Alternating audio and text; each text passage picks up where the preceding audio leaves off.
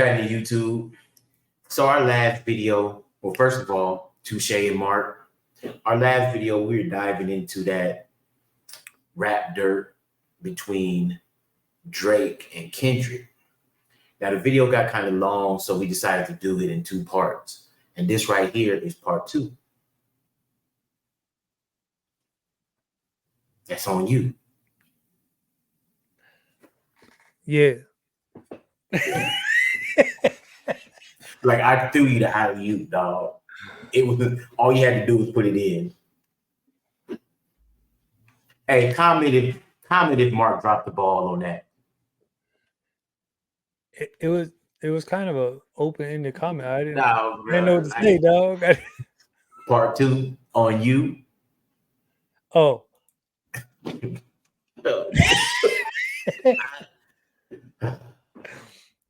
Oh, that's funny. All right, here we go. And Ja Rule.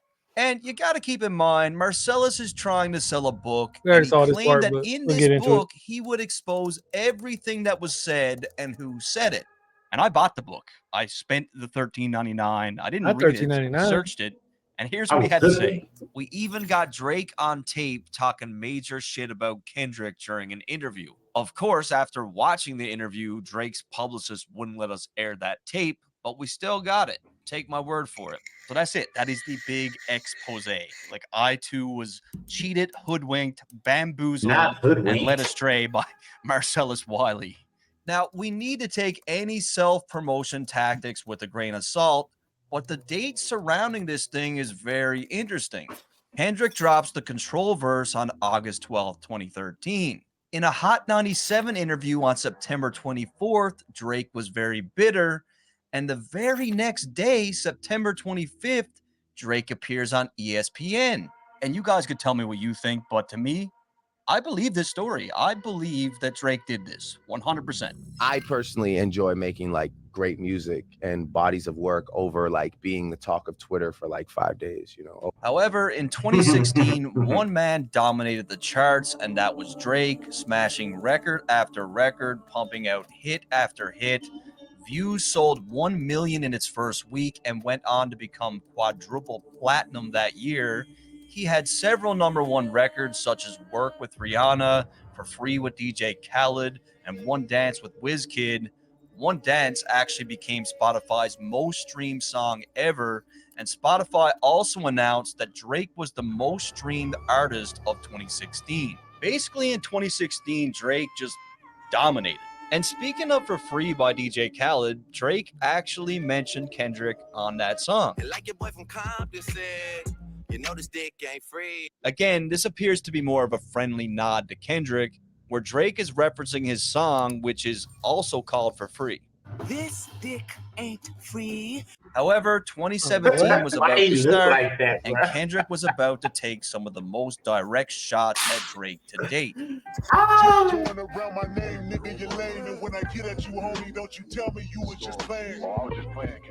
What's most interesting about this track in particular is the timing of when Kendrick put it out. Drake had just dropped his project More Life, which was mostly a happy-go-lucky summer vibe that contained no shots at Kendrick whatsoever. And just a few days later, Kendrick drops this surprise, aggressive 116-bar track that is full of shots at Drake. Yelling 1, 2, 3, 4, 5. I am the greatest rapper alive. So damn great, motherfucker, I've died. It's no secret that Drake has claimed to be somewhere on this top 5 list, but more recently on More Life, he claimed that he was #1 on that list. I know I said top 5, but I'm top 2, and I'm not 2, and I got 1. Don't you have 1, but it's not 1, nigga, no. So let me get this straight. Kendrick hears this track, gets the pen out, jumps in the booth, and sends a clear message just a few days after Drake drops that he's the best rapper alive. Oh, Jay-Z, Hall of Fame, sit your punk ass down. Drake's been known to draw comparisons between himself Jay-Z take it straight. Hov, so it only makes sense that this shot was directed at Drake. I used to want to be on Rockefeller, then I turned into Jay. Lastly, Kendrick ends off the track to surprise fans and warn Drake that he's got a new album coming in a few weeks. It made sense because he said, Jay's Hall of Fame, sit your punk ass down. Because Drake just said, I used to want to be on Rockefeller, then I turned into Jay. So it made sense. This is him forever. Y'all got till April the 7th to get your shit together. Kendrick was really strategic in releasing this track as it took most of the attention off Drake's project. And to add insult to injury, his fans flocked to Drake's Instagram account and spammed the number 4 in Roman numerals. And Kendrick, true to his word, he drops the album and he has some more shots for Drake. Niggas wanna flex on me and be in LA for free, huh? Next time they hit the 10 freeway, we need receipt, huh? Kendrick references Drake's track For Free, and although Drake is from Toronto, he's lived in Calabasas since 2012. With that said, Kendrick is more than likely talking about how Drake was in Compton while shooting the video for 100. Kendrick is from Compton, probably didn't like it. Most of y'all throw rocks and try to hide your hand. Just say his name and I promise that you'll see Candyman. At this point, Kendrick is begging Drake to just call him out. He makes a reference to a popular 90s movie, Candyman, where the premise of that movie is if you say Candyman's name 5 times, he'll come kill you. Kendrick is basically saying, if you say my name, your career is dead. And I think Kendrick has something on Drake, something scathing, something that Drake doesn't want to see exposed. We've already seen Drake a couple times now try to dead this thing. There's more coming, but yeah, Kendrick keeps going. And Kendrick seemingly mocks Drake's style of music on his song God. You feel some type of way then? There's nobody going to tell me that he's not mocking Drake here because Kendrick doesn't usually sound like this. This is Drake. I'm about to glow. Next, we hear Kendrick on Future's smash hit Ask Off. And this one is a very direct response to one of Drake's shots. Gotta look at self and ask what happened. How y'all let a conscious nigga go commercial while only making conscious albums? Very clearly a response to I Drake's remember that claims verse. on 100 when he claimed that he could take all of Kendrick's fans if he were to pursue the conscious hip-hop lane. And I stayed on some conscious shit. But Kendrick had proven time and time again that he could have commercial success and be conscious at the same time. At this point, he had 3 cohesive projects under his belt, all of which were extremely successful. I'm African American. I'm African. I'm black as the moon. Heritage of a small village, part of my residence. Kendrick had also proved that he could easily navigate the pop music lane, having massively successful features with artists like Taylor Swift. We was OG like DOC, remember that? And again, when you listen to that track, he's not compromising his sound. Like he's still rapping. It's all bars. Now, I'm sure none of you forgot about Drake's ghostwriter claims, and Kendrick didn't forget either. In an interview with Rolling Stone, Kendrick gave his 2 cents on the situation. It depends what arena you're putting yourself in. I called myself the best rapper. I cannot call myself the best rapper if I have a ghostwriter. If you're saying you're a different type of artist and you don't really care about the art form of being the best rapper, then so be it. Make great music, but the title, it won't be there. And no That's matter how you facts, bro. slice That's it, true. the dude is not wrong. To be the best rapper, you need to write your bars. I would be lying if I said that when I found out that Drake had ghostwriters that I didn't look at his music differently. I still listen to his music, but even now, when he says something dope, I got this little voice in the back of my head that says, yeah, it's dope, but did he write it? However, Facts, Drake bro. attempts to keep it friendly again by tipping his hat to Kendrick when Damn outsold More Life by over 100,000 copies.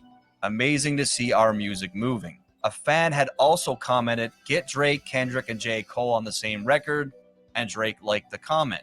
Now, I hope at this point you guys can see the theme of Drake trying to squash it. And Kendrick seemingly responds to Drake's praise on his track All the Stars with SZA.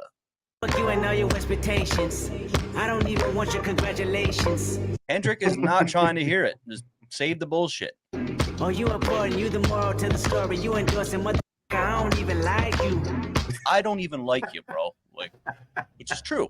However, on the exact same day, Drake drops a track with some of his most obvious shots to date, Diplomatic Immunity. They try to compare us, but like a job straight out of high school, there's no you and I. I taught you everything you know, now you got student pride.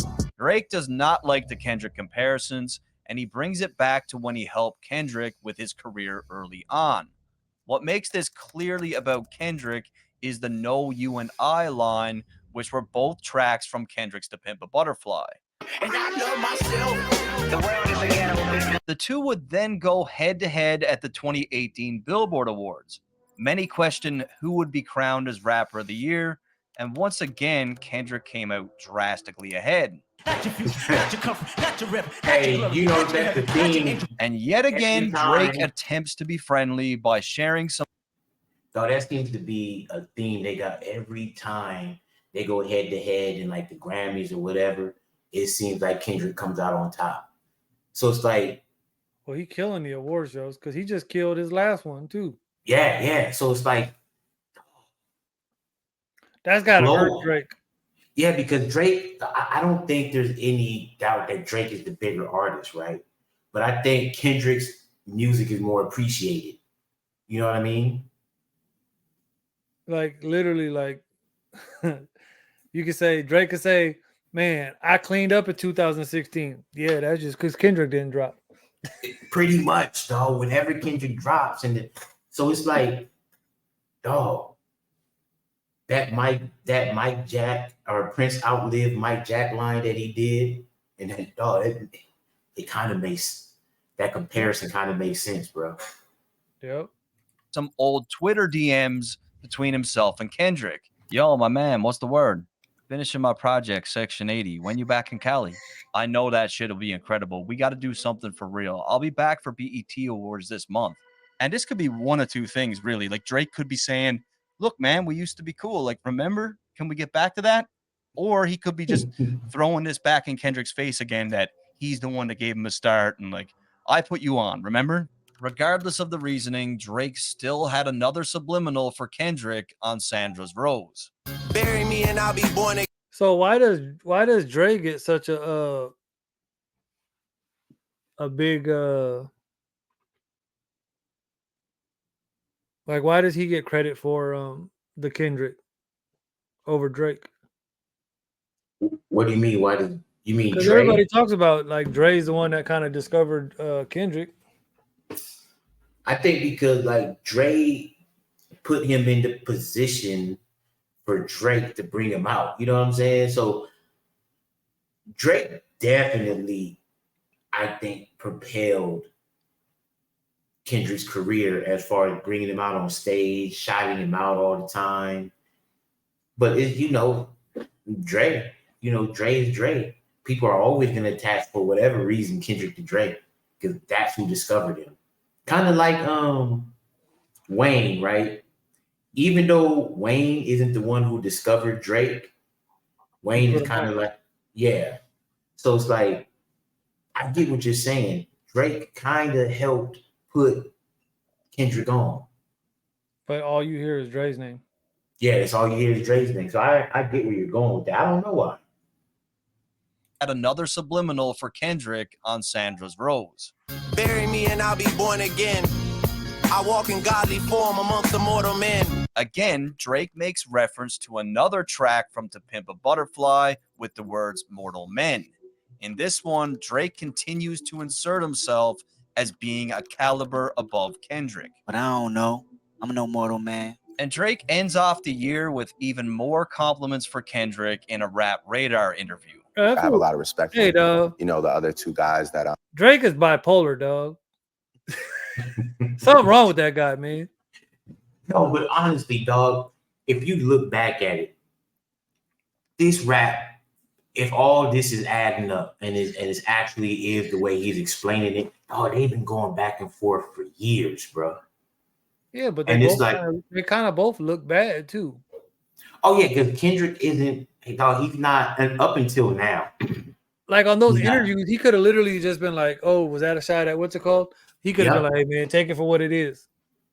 Mhm. But he was like, "Oh no." constantly, up against, which is like Cole and Kendrick. Three-headed monster. Yeah. So I have a lot of respect for those guys because they also continue to, stay true to what we started with, and finding new ways to do it. However, things go quiet in 2020. Keep in mind, Kendrick wasn't releasing any music, and fans started to question if the feud was over.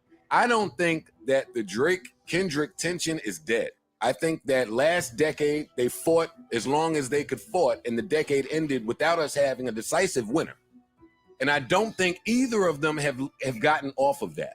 And people call Joe crazy all the time, but Joe Budden is right about a lot of shit. He is. And while Kendrick is gone ghost, nowhere to be found, Drake completely dominated the music business. I'm talking about Oprah's Bank Account, Tootsie Slide, Nonstop, In My Feelings, God's Plan, Nice for What, Pop Star, Life is Good, Chicago Freestyle, Laugh Now, Cry Later.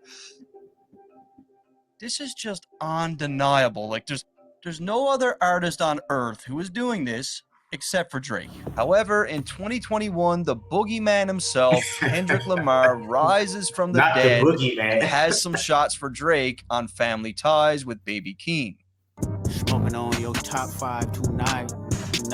Again, he's firing back at Drake's now overstated top 5 claims. Top 5, no debating. Top 5. And Kendrick would continue on to address Drake's claims about being the GOAT. I am the Omega. PG Lane Rolly Gang SIE. Don't you address me unless it's with 4 letters. At the end of the track, Baby Keem seemingly reveals that Drake has been DMing his girl. Number 2 DMing my that's cool, that's why. However, just a month later, Drake would reply to Kendrick again on his song No Friends in the Industry. Hey, and that's Drake's day, dog. Who was it that just said, Kanye said that on Drake Champs, right? Where he was like, Drake, when he's beefing with you, he doesn't keep it on track. He'll DM your girl, your sister, every woman around you. Dog, Kanye just said that. And look what Drake did to Rick Ross's baby or his ex-girl or whatever by sending her the invite to the concert.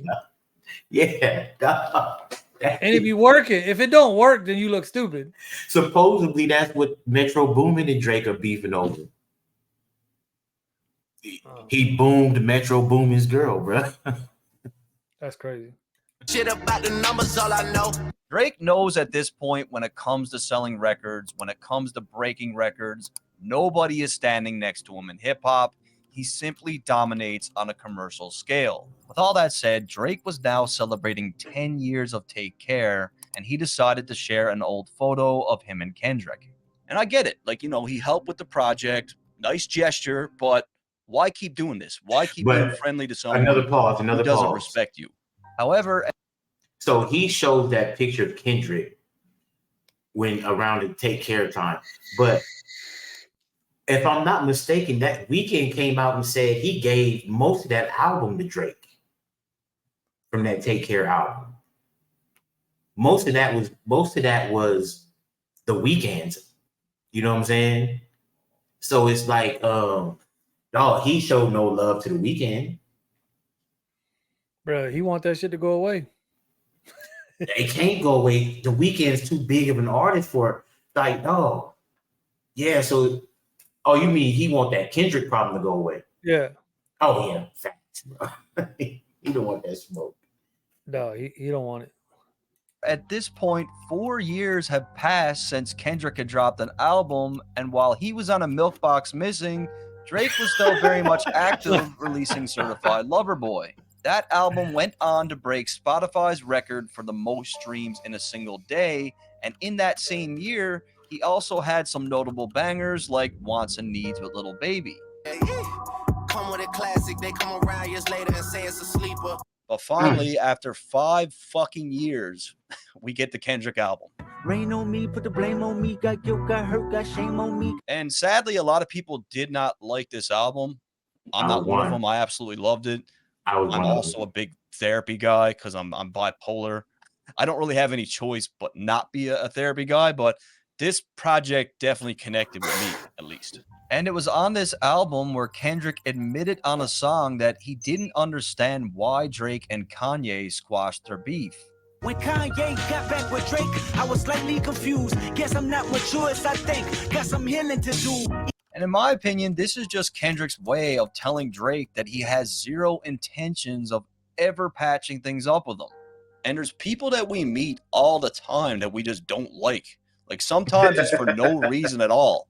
And Kendrick's got a reason. Next, Drake gets extra petty by releasing a dance album, Honestly Nevermind, on Kendrick's birthday. If I come around you, can I be myself? Drake knows damn well that Kendrick is the last person that would ever release a project like this one. And what better way of saying, look at how versatile I am, than by dropping a project like this on his birthday. Now, I don't think this little stunt bothered Kendrick at all, but it was still pretty strategic from Drake. But Drake was not done yet. On a track with Lil Uzi, he took some really obvious shots at Kendrick. Fake woke niggas, fake deep. You ain't no favor for me. Gave your ass a little sneak peek, yeah. Now you gotta take a back seat. So just a few months earlier, Kendrick had very similar wording on his N95 track. Take off the fake deep, take off the fake woke, take off the I'm broke, I care. Drake is insinuating that Kendrick is more or less running a grift when it comes to what he's saying in his music. He's basically claiming that Kendrick doesn't really stand by or believe what he's preaching, and he also reminds Kendrick that he's the one who put him on.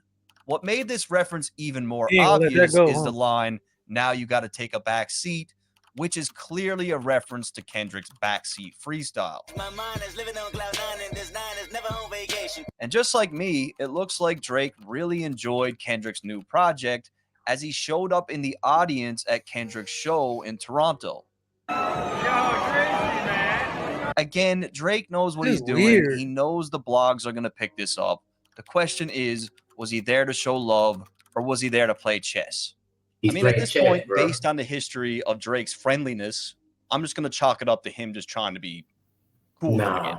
And for Kendrick, what better way of taking 5 years away than by dropping an album and cleaning house again at the BET Awards? Going into the awards, Drake was way ahead of everybody with 14 nominations, but it didn't matter because Kendrick mopped the floor with them, winning Best Hip Hop Video, Best Live Performer, Lyricist of the Year, Video Director of the Year, Album of the Year, and Artist of the Year.